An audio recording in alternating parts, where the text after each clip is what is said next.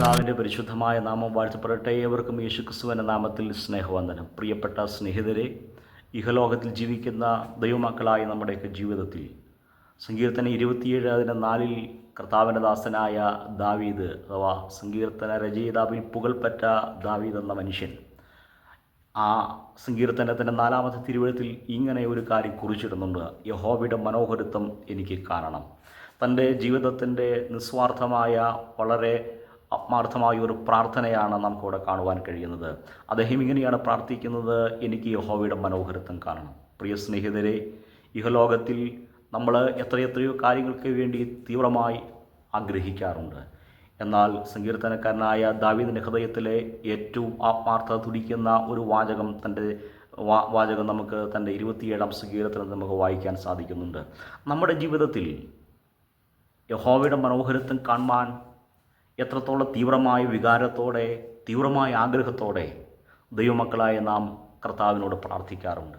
ദൈവമേ, എനിക്ക് അങ്ങയുടെ മനോഹാരിത്വം, അങ്ങയുടെ സൗന്ദര്യം, അവിടുത്തെ വാക്കുകളുടെ സൗന്ദര്യം, അങ്ങയുടെ ഇടപെടലുകളുടെ സൗന്ദര്യം, അങ്ങ് തരുന്ന നിയോഗത്തിൻ്റെയും അങ്ങയാൽ ശക്തീകരിക്കപ്പെടുന്ന ജീവിതത്തിൻ്റെയും സൗന്ദര്യം, അവ എനിക്കറിയണം, എനിക്കത് മനസ്സിലാക്കണം. ആ നിലയിലുള്ള ഒരു അനുഗ്രഹീതമായ ജീവിതത്തിൻ്റെ അനുഗ്രഹീത പുലരികൾ എനിക്ക് ലഭിക്കണമെന്ന് എത്രത്തോളം ആളുകൾ ആഗ്രഹിക്കാറുണ്ട്. പ്രിയപ്പെട്ട സ്നേഹിതരെ, ഈ സങ്കീർത്തന രചനയ്ക്ക് താൻ പരിശ്രമിക്കുമ്പോൾ അതിൻ്റെ പശ്ചാത്തല വിവരണങ്ങളിൽ നിന്ന് നമുക്ക് മനസ്സിലാക്കാൻ കഴിയുന്നത്, ജീവിതത്തിൽ ദാവീദ് എന്ന മനുഷ്യൻ അസംഖ്യമായ പ്രശ്നങ്ങളിലൂടെ കടന്നു പോകുന്നതിൻ്റെ നടുവിലാണ് ഇത്തരത്തിൽ തീവ്രമായൊരു വികാരം കർത്താവിൻ്റെ സന്നിധിയിൽ പ്രാർത്ഥനയായി താൻ ദൈവസന്നിധിയിൽ ഉണർത്താനിടയായിത്തീരുന്നത്.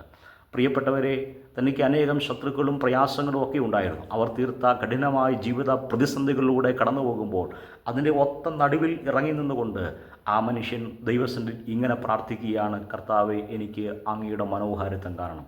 എന്നെ കേൾക്കുന്ന പ്രിയ സ്നേഹിതരെ, താങ്കളുടെ ജീവിതത്തിൽ വലിയ കൊടിയ പ്രതിസന്ധികളുടെ ആയിരിക്കാം താങ്കൾ കടന്നു പോകുന്നത്.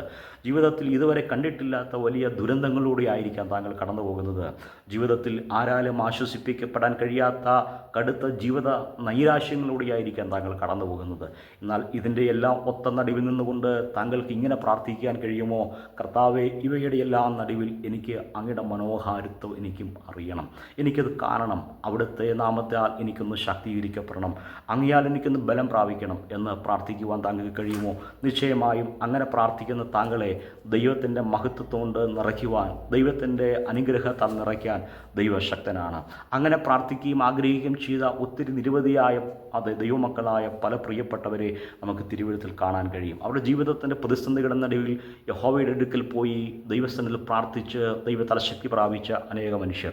ജീവിതത്തിൽ അങ്ങനെ യഹോവയുടെ മനോഹരത്വം കണ്ടാൽ ജീവിതത്തിൻ്റെ പ്രതിസന്ധികളെ കൂസലില്ലാതെ കരുത്തോടെ അമ്പലത്തോടെ നേരിടാൻ നമുക്ക് സാധ്യമായി തീരും. പ്രിയപ്പെട്ടവരെ, ഈ സങ്കീർത്തന രചനയ്ക്ക് വേണ്ടി തൂലിക വിന്യാസം നടത്തുന്ന ഭക്തനായ ദാവീദ് ആ സങ്കീർത്തനത്തിൻ്റെ ഏറ്റവും ഒടുവിൽ ഇങ്ങനെ കുറിച്ചു വയ്ക്കുന്നുണ്ട്: യഹോവയെങ്കിൽ പ്രത്യാശ വയ്ക്കുക, നിൻ്റെ ഹൃദയം ഉറച്ചിരിക്കട്ടെ, അതേ യഹോവയെങ്കിൽ പ്രത്യാശ വയ്ക്കുക. അതേ, കർത്താവിൻ്റെ മനോഹാരിത്വം ദർശിക്കാൻ നമുക്ക് കഴിഞ്ഞാൽ തീർച്ചയായിട്ടും നമുക്ക് നമ്മോട് തന്നെ കരുത്തോടെ ഇങ്ങനെ പറയാൻ കഴിയും: അത് യഹോവയെങ്കിൽ പ്രത്യാശ വയ്ക്കുക. മറ്റുള്ളവരോട് നമുക്ക് പറയാൻ കഴിയും: അത് യഹോവയെങ്കിൽ പ്രത്യാശ വയ്ക്കുക. നിൻ്റെ ഹൃദയം ഉറച്ചിരിക്കട്ടെ, അത് യഹോവയെങ്കിൽ പ്രത്യാശ വയ്ക്കുക. എന്നെ കേൾക്കുന്ന പ്രിയപ്പെട്ടവരെ, ഇങ്ങനെ ദൈവത്താൽ ശക്തീകരിക്കപ്പെട്ട അനവധി മനുഷ്യർ ലോകത്തിൻ്റെ അനേക ഇടങ്ങളിൽ കർത്താവിന് വേണ്ടി എരിഞ്ഞു ശോഭിക്കുന്നുണ്ട്. താങ്കൾക്കും അതിന് സാധിക്കും, താങ്കൾക്കും അത് കഴിയും എന്ന ആ ഒരു ചിന്ത താങ്കളുടെ ഹൃദയത്തിലേക്ക് വെച്ച് തരുവാൻ ഞാൻ ആഗ്രഹിക്കുകയാണ്.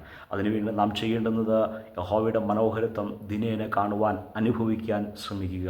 കർത്താവിൻ്റെ അടുക്കിലേക്ക് ഓടിച്ചെല്ലുക. ഏത് ജീവിത സമരമുഖങ്ങളിലും നടുവിലും നമ്മെ കരുത്തുള്ളവരാക്കി തീർക്കാൻ കഴിയുന്ന കർത്താവ് നമ്മോട് കൂടെയുണ്ട്. കർത്താവിൻ്റെ വചനം പറയുന്നു: എൻ്റെ അടുക്കൽ വരുന്നവനെ ഞാൻ ഒരു നാൾ തള്ളിക്കളയില്ല, ഉപേക്ഷിക്കുകയില്ല. വലങ്കരം കൊണ്ട് ചേർത്ത് പിടിച്ച് നമ്മെ ശക്തീകരിക്കാൻ അവിടുന്ന് മതിയായവനാണ്. ആ കർത്താവ് നിങ്ങളേവരെയും സമാധാനം കൊണ്ട് നിറയ്ക്കട്ടെ എന്ന പ്രാർത്ഥനയോടെ എൻ്റെ വാക്കുകൾ നിർത്തുന്നു. ദൈവം നമ്മെ ഏവരെയും അനുഗ്രഹിക്കട്ടെ.